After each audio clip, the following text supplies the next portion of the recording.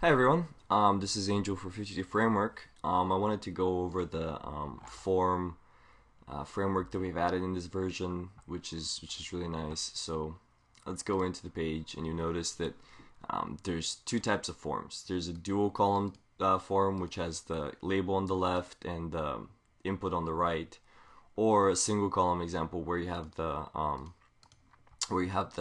label on top of the input field. So let's go into the HTML and see how that looks and how it acts with the CSS. So HTML5 form, and scrolling down to where the actual forms are, you notice that it's pretty straightforward, and the syntax is actually the exact same. There's only one difference where you add a class s underscore column to the field set to make it into a single column. So the exact same syntax. You have a field set, you have a legend. Each label input pair is wrapped within a div, and you have your label, you have your input, and you keep doing that until the submit field, which is outside the div but within the field set. And if you want to do a single column, you could literally copy all that code over and just add class s underscore column, and it'll automatically convert it for you. And the other cool thing about this is, if I show you in the CSS, you notice some other cool things.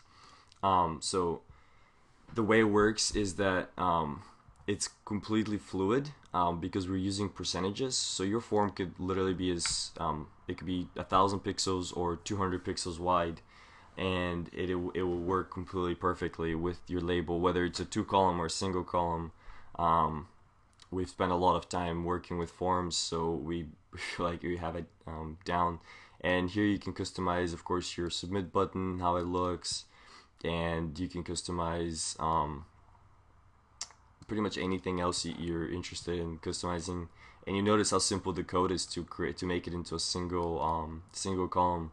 Once you have the whole setup of the framework, just 3 lines of code, and it's a single column layout. And there's nothing really fancy here. This is just some rounded corners and all that. But once you look past that, you see that it's pretty straightforward. This is all that it really takes to get this going, and it works really well. Um, so that's it about the form. It's really nice, and here you have the number feature that's supported by Safari, and the URL, and all that cool stuff. So thank you for watching.